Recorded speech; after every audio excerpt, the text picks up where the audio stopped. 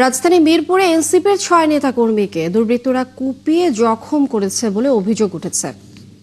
এনসিপির সিনিয়র যুগ্ম আহ্বায়ক আরিফুল ইসলাম আদিব জানান, শনিবার রাত 9টার পরে স্থানীয় আওয়ামী প্রজন্ম লীগের নেত্রী হোসনে আরাকে গ্রেফতার করতে তার মিরপুরের বাসায় পুলিশ সহ হাজির হলে এই হামলা করে দুর্বৃত্তরা।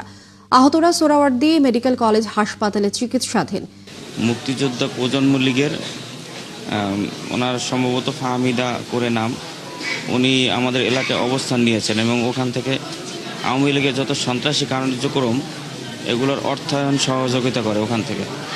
এটা আমরা তাৎক্ষণিক প্রশাসনকে জানাই। এখানে যাওয়ার পরপরই স্থানীয় সন্ত্রাসীরা, সেখানে আমরা নাম শুনেছি, পুরো নামটা এখন জানি না, পিসি কামাল এবং হারুনুর রশিদ করে, তাদের দুজনের নেতৃত্বে 10-12 জন রড, জিআই পাইপ সহ অতর্কিতভাবে পুলিশের সামনেই হামলা করে।